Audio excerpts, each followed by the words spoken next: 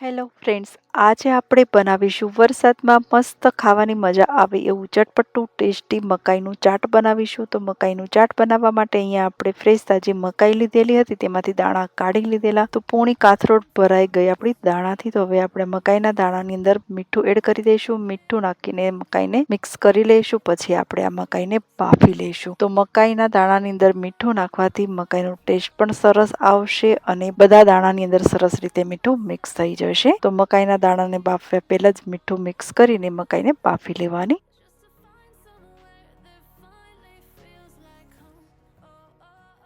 તો અહીંયા આપણે મીઠું અને મકાઈને મિક્સ કરી લીધેલી. હવે બીજી સાઈડ ગેસની ઉપર કઢાઈમાં પાણી પણ ગરમ કરવા મૂકી દીધું હતું. તેમાં આવી રીતના જારી મૂકીને મકાઈના દાણા આપણે આમાં એડ કરી દઈશું. તમે મકાઈના ડોડા હોય તેને આખા બાફીને પણ દાણા કાઢી શકો, પણ મેં પહેલા દાણા કાઢીને મકાઈને હું બાફી લઈશ.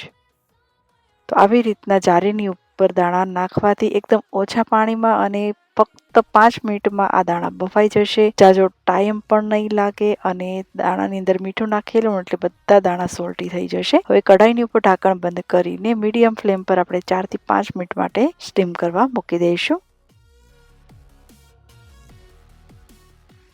તમે જોઈ શકો છો મકાઈના દાણાનો કલર પણ ચેન્જ થઈ ગયેલો, પીળા જેવી મકાઈ થઈ ગઈ. એટલે આપણી મકાઈ બફાઈને રેડી થઈ ગઈ. ગેસની ફ્લેમ બંધ કરીને થોડીક વાર આપણે 1 મિનિટ સુધી આપણે મકાઈને એમનેમ ઢાંકણ વગર જ રહેવા દઈશું. પછી બનાવીશું તેમનું ચટપટું ટેસ્ટી એવું ચાટ. તો 1 મિનિટ પછી આપણે હવે ઢાંકણ લઈ લઈએ અને બાફેલી મકાઈ આપણે એક બાઉલમાં લઈ લઈએ. જો મસાલાવાળી મકાઈ ન બનાવવી હોય, સિમ્પલ સાદી એવી મીઠાવાળી બાફેલી મકાઈ ખાવી હોય ને, તો આની અંદર બટર કે ઘી નાખીને ગરમ ગરમ ખાજો તો પણ ખાવાની મજા પડી જશે. તો અહીંયા આપણે એક મોટું બાઉલ ભરીને બાફેલી મકાઈને લઈ લીધેલી. આવી રીતના બાફેલી મકાઈ હોય તો આ મકાઈ બાફેલી કમસે કમ 3 થી 4 દિવસ સુધી સારી રહેશે, ખરાબ નહીં થાય. જ્યારે તમારે મસાલાવાળી મકાઈ બનાવવી હોય તેમાં મસાલો નાખીને તમે બનાવી શકો. તો ચલો હવે આપણે મસાલાવાળી મકાઈ બનાવી લઈશું. તો એક મોટા બાઉલમાં આપણે મકાઈ એડ કરી દીધેલી અને અહીંયા મેં રેડીમેડ સ્પાઇસી એવો મસાલો લીધેલો છે. જો તમે રેડીમેડ પણ લઈ શકો અને ઘરે મસાલો આપણે બનાવીને પણ નાખી શકીએ. મતલબ લાલ મરચું પાવડર, ચાટ મસાલો, આમચૂર પાવડર, મીઠું, એ બધી વસ્તુ નાખીને પણ તમે ચટપટું એવું ચાટ બનાવી શકો. તો હવે ઉપરથી 2 થી 3 ચમચી આપણે ઘી નાખીશું. ઘીની જગ્યાએ બટર પણ નાખી શકો અને ઘી પણ નાખી શકો. હવે આપણે રેડીમેડ જે મસાલો લીધો હતો તે ભરપૂર એડ કરી દઈશું અને આ મસાલો થોડોક વધારે ખાટો એવો હોય એટલે ઉપરથી સ્વાદ મુજબ મીઠું પણ એડ કરી દઈશું. મસાલો નાખીને લાલ મરચું પાવડર નાખીશું.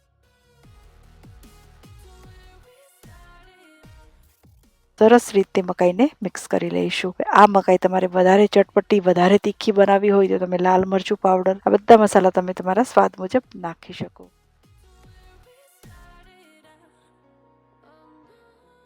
એકદમ સાદું સિમ્પલ આપણું ચટપટું લીલી મકાઈનું ચાટ બની ગયું. જે તમે એક બાઉલ ભરીને ખાઈ લેશો, પેટ પણ ભરાઈ જશે અને ટેસ્ટમાં પણ બહુ જ સરસ લાગશે. કેમ કે ભરપૂર ઘી નાખેલું ને એટલે મસ્ત ઘીનો ફ્લેવર, ઘી કે બટર બેવનો ટેસ્ટ સેમ જ હોય. તો ઘી કે બટર તમે કોઈ પણ નાખી શકો. તો મસ્ત એવો ઘીનો ટેસ્ટ પણ સરસ આવશે. તો ફ્રેન્ડ્સ, અગર તમને મારી આ રેસીપી પસંદ આવે તો વિડીયોને લાઈક, શેર અને ચેનલને સબસ્ક્રાઈબ પણ કરી શકો. તો આપણે આવી રીતના નવા નવા વિડીયો લઈને મળતા રહીશું.